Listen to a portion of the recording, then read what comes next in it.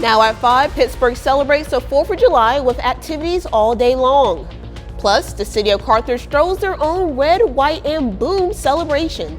And this Independence Day parades double as campaign stops and promise political fireworks. I'm Nicole Skanga at the White House as presidential hopefuls court voters in key states. The 4 states' most watched news starts now. Pittsburgh hosted a 4th of July celebration with arts, crafts, and other fun activities at Lincoln Park all day today. This is KOAM News at 5. I'm Amber Jenkins. Visitors had the chance to join a pickleball tournament, a baby contest, and even a fishing derby. Kids could also enjoy the amusement park at Lincoln Park, and for adults, a car show with more than 70 vehicles was an attraction of the Independence Day celebration.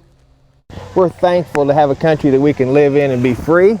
And this is the main reason for the celebration. And I think that everybody ought to keep that in mind as we celebrate those that gave their lives so that we could be here today. The kids like the kiddie land. All the adults, of course, love the car shows. And we have to go to the arts and crafts, priority 1. In the afternoon, multiple fun competitions took place. Cornhole tournaments and a free disc golf clinic were also part of the activities. This evening, more attractions are to come. Live music starts at 6:30 p.m. and the firework display is at 10 p.m. Carl Junction also started its 4th of July celebrations this morning. The city held its annual Independence Day parade earlier today. A number of groups made their way down Main Street. Organizers say this tradition is one of their favorite parts of the 4th of July holiday. We love to put on this parade. We love to honor our veterans and our nation and just get our community together for some fun, get the kids excited, just a big community event. If you're looking for fireworks in Carl Junction this evening, Broad Brook Golf Course is putting on a display. It's slated to start about 9:45. And the Wed, Right, and Boone community celebration is now underway at Municipal Park in Carthage. Folks are enjoying a watermelon feed, freedom pit, and a ninja course, and much more. Music starts later this evening. The event continues until 10 p.m. Chief Meteorologist Doug Hetty joins us.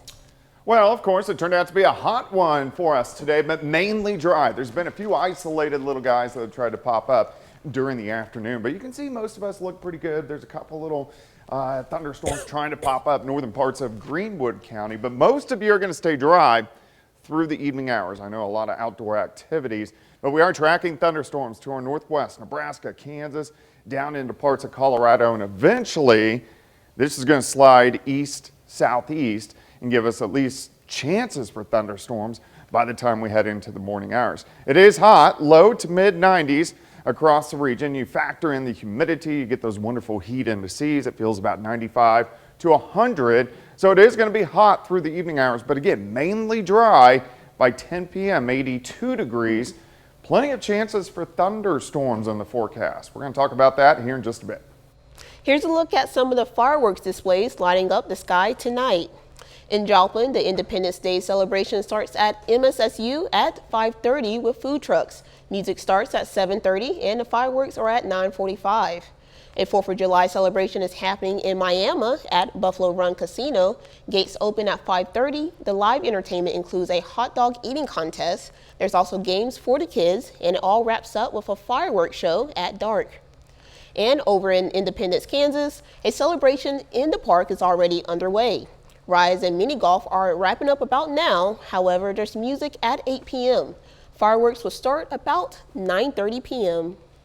And in Fredonia, a community 4th of July barbecue is happening at the Rotary Park. In addition to food, there will be games and other activities. The Fredonia firework display is slated for dusk. Republican presidential hopefuls are courting some of the first in the nation primary voters this Independence Day, while President Biden marks the 4th of July from the White House. Nicole Skanga explains how to slow simmer on this campaign trail. Florida Governor Ron DeSantis was among the Republican presidential hopefuls working the parade routes in New Hampshire this July 4th. We need people to stand up and fight back, and that's exactly what we're doing. They're courting first in the nation primary voters in a race that's been slow to heat up this summer. Republican strategist Leslie Sanchez told CBS Mornings this election cycle, big GOP donor money is funding candidates other than former President Donald Trump. You have a lot more conversations behind the scenes of people waiting to see if they can really be that alternative. Among them, former Vice President Mike Pence, who celebrated Independence Day in Iowa. For me, it was vitally important to be here where the journey to the White House always begins.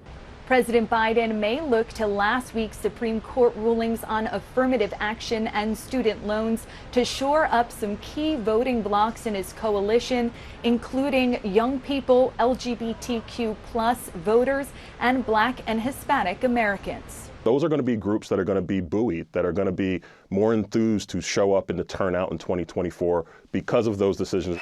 Speaking from the White House to the nation's largest teachers union meeting in Orlando, President Biden took a swipe at Republicans. Let's stand with teachers and educators against politicians who are trying to score political points by banning books. The president is set to host active duty military families and other events leading up to the annual fireworks display in the nation's capital. Nicole Skanga, CBS News, the White House. Former President Donald Trump had no campaign plans this holiday, saying he was spending it with his family. The oldest living survivor of the Tulsa race massacre is sharing her story. In a memoir entitled "Don't Burn My Story," Viola Fletcher writes about the 1921 tragedy. At 109 years old, Fletcher remembers when the white mob ran through Tulsa's Greenwood district, killing hundreds of people and destroying homes. Fletcher was only 7 years old when it happened. She says it wasn't something people talked about as she grew up. She believes you're never too old to tell your story. Still ahead on KOAM News at 5, fireworks can be lots of fun, but even the most simple ones can be dangerous. A warning before you give your kids sparklers this 4th of July. And travelers heading home, make sure you plan ahead. Why you may want to leave as early as possible next. Topping today's Health Watch, maternal mortality, meaning death during or up to 1 year after pregnancy, more than doubled in the U.S. between 1999 and 2019. That's according to researchers at the University of Washington and Mass General Brigham, who looked at the data by state and among racial or ethnic groups. The study found the South had high mortality rates across all regions. Black women had the highest rate for maternal mortality over all ethnic and racial groups. The largest increase was seen in American Indian and Alaskan Native populations. A study from the University of Massachusetts found COVID rapid tests were more effective when patients had no symptoms, tested 3 times at 48-hour intervals, and when those with symptoms tested twice, 2 days apart. Researchers found false positives from the tests were low.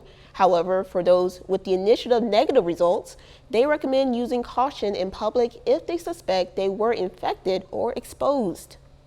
The 4th of July is here, and the celebrations often include fireworks. For children, that often means waving sparklers in the air.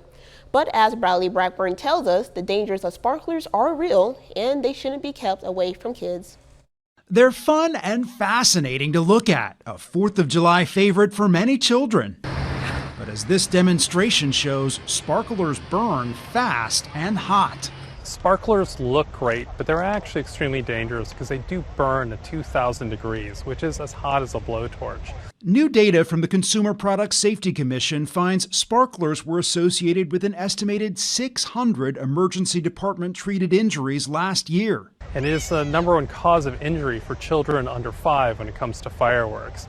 And some of the burns that we've seen have been horrific. And so it's really important to, keep them out of the hands of children. Any fireworks, but particularly sparklers. A Mott poll conducted last year shows 63% of parents of children ages 6 to 10 and 38% of parents of children 3 to 5 have celebrations that include sparklers.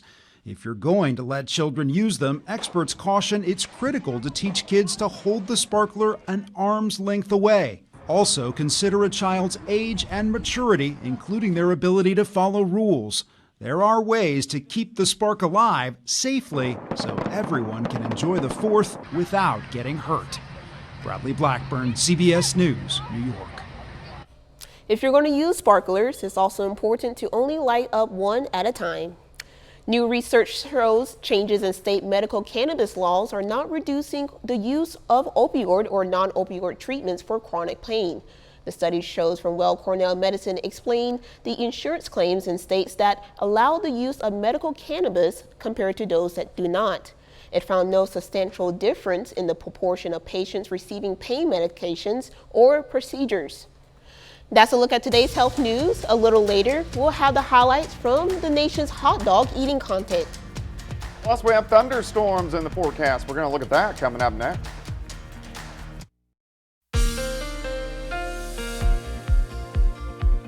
Well, I hope you've had a great 4th of July so far. It is hot outside, but most of us have been on the dry side, and most of us will stay dry as we go through the evening hours. Nice shot. Indigo Sky Casino and Resort, of course, Indigo is just outside of Seneca, Missouri. But you can see we do have some cumulus clouds that have been popping up. We also need some rain. Most people don't want it tonight, but we do have chances as we go through the next couple days. Look at this. We're below normal by over 9 inches of rain. Temperatures right now, most of us are sitting kind of in the low to mid 90s, a little bit hotter once you get into our western counties. And then, of course, you can factor in the humidity. Dew points kind of in that 65 to 70 degree range, which makes it feel sticky to kind of muggy outside. So that's why we have heat indices upper 90s to near 100 once you get into northeastern parts of Oklahoma. All right, planning your evening. A lot of people outside. We're going to slide back through the 90s by 10 p.m. So really the time most people do fireworks, about 82, 80 by midnight. And again, like I said, most of us dry. We've had a couple little isolated little thunderstorms. We got a couple little guys popping up just northwest of Yates Center, but most of you will stay dry tonight until this little complex starts to head toward us. And this is going to be very late tonight, mainly the northern half of the region. We're talking after 3 or 4 o'clock in the morning. So we are going to get scattered thunderstorms late tonight, tomorrow morning, and then additional ones popping up late in the day tomorrow. So here's Wednesday. We at least have a slight threat for severe weather. It's a level 2 out of 5. The main threat here is going to be wind. And again, this is tomorrow evening, 4 p.m. to about midnight. I'm going to keep all the threats low, but of course, something we'll watch as we go through about the next 24 hours. Let's step through time. I'm going to stop at 10 p.m. Most of us looking pretty good, sitting into lower 80s. Watch this complex starts to dive in late tonight. So we're looking at 4:30 in the morning. As we continue through the morning hours, scattered thunderstorms. Here's 7 a.m. and then still hit and miss storms through the morning. Then I think we'll dry out, heat up once we get into the afternoon, and then additional thunderstorms will start to fire. And those are going to be the ones that could be strong to severe. So this is tomorrow evening, tomorrow night. Scattered thunderstorms could get some heavy amounts of rain as we go into Thursday morning. So most likely starting the day on Thursday with showers and thunderstorms as well. And then once we get into the afternoon, a little bit cooler on Thursday, high temps into the 80s. All right, potential rainfall because we need it. So we're going to go all the way through Friday because we have numerous bands that are going to rotate through over the next several days. So hopefully we can get 1 to 2 inches of rain in here over the next few days. Starting with thunderstorms tomorrow, ending with thunderstorms, high temp right around 94 as we go into the afternoon. Look at Thursday, quite a bit cooler, high of only 83. We are going to have clouds sticking around most of the day. 86 Friday, 86 on Saturday, back to 90 by the time we start Monday, and then we accelerate up through the 90s for the middle of next week. So at least we're going to get some better temperatures in here and some chances for rain, which we need. Yeah, hopefully we get some of that rain. So let's hope so. Well, coming up, a new study shows that 3 of the 4 states are among those with the highest number of smokers in the nation. Topping today's Consumer Watch, the Federal Trade Commission is working on to ban fake product reviews. The TFC proposed a rule that would ban fake reviews as well as suppressing negative reviews and paying for positive reviews. Violations may result in hefty fines. Fake 5- and 4-star reviews are rampant on sites like Amazon and Google. The FTC noted artificial intelligence now make it even easier to generate deceptive reviews. The commission is now taking public comment on the proposal for 60 days. After then, it will reevaluate. With the 4th of July landing on a Tuesday this year, plenty of people are turning the long weekend into a vacation. AAA projects that nearly 51 million Americans travel more than 50 miles or more by train, plane, automobile, or cruise for the holiday. Soon, those people will have to start thinking about how they're going to get back home. Brian Kelly, the founder and CEO of Point Sky, says people who are driving should plan ahead. We recommend leaving, and this is the same for flights as well, as early in the morning as possible. A ton of people are hitting the roads this year. I always like using apps like Gas Buddy because gas prices vary dramatically state to state, and it'll actually help you plan and fill up at the cheapest gas stations. For flyers, Kelly recommends signing up for TSA's pre-check, which allows travelers to get through security faster. If you aren't able to, but be sure to get to the airport early. Strong storms brought chaos to Nathan's famous 4th of July International Hot Dog Eating Contest in New York City. The severe weather arrived before the men's competition, prompting the NYPD to shut down the outdoor event. Organizers were eventually able to reset the stage and pull it off. Astrid Martinez has there. Boos rang out as thousands braving storms in Brooklyn, New York, learned the men's division of Nathan's hot dog eating contest was delayed, then temporarily called off. We woke up really early today on the holiday. We were really excited, and so it's pretty disappointing. I came here all the way from Los Angeles. Yeah, to see him. Kind of disappointing that I didn't get to see my idol. Are you ready? This is her idol, Joey Chestnut, 15-time champion in the men's category, who did eventually compete 2 hours late. Joey Chestnut! And he won again, stuffing down 62 hot dogs in 10 minutes. The Dog Eat Dog competition broadcast on ESPN. He's relishing his victory after the day's weather woes, but a world record it was not, missing that high 76 mark by 14 wieners and buns. The contest to determine who is top dog is a holiday tradition taking place on the 4th of July for the last 5 decades. Miki Sudo! The boardwalk weather was better for Miki Sudo, who wolfed down 39.5 dogs to win the women's division, her 10th championship. I feel like this is a beautiful and a great American tradition. So what better way to celebrate the 4th? It did rain on everyone's parade, but Sudo and Chestnut are taking home 10 grand apiece, along with glittering mustard belts, designating them 2 of the top eaters in the land. Astrid Martinez, CBS News, Coney Island, New York. 16 men and 15 women from 7 different countries competed in this year's contest. A new report shows people in 12 states are more likely to smoke or to smoke even more than people in the rest of the U.S. The report by the anti-tobacco nonprofit Truth Initiative dubbed those 12 states Tobacco Nation. Among those 12, Missouri, Oklahoma, and Arkansas. The 12 states have about 21% of the U.S. population, but 28% of smokers. Smoking prevalence there about 50% higher than in the rest of the U.S. Truth Initiative says this can be attributed to a weaker local policy on tobacco prevention. The final check of the forecast is next. Up next on the CBS Evening News, some good news when it comes to gas prices.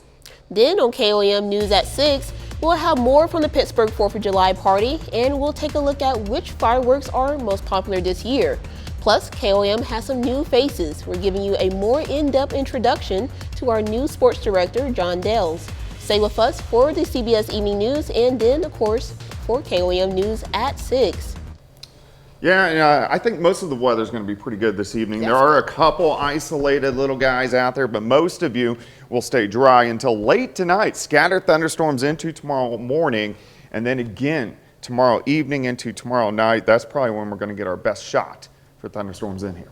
Alrighty, well, thank you for joining us. The CBS Evening News is next, and of course, we'll be right back here for KOAM News at 6. We'll see you then. Let's make it a great evening.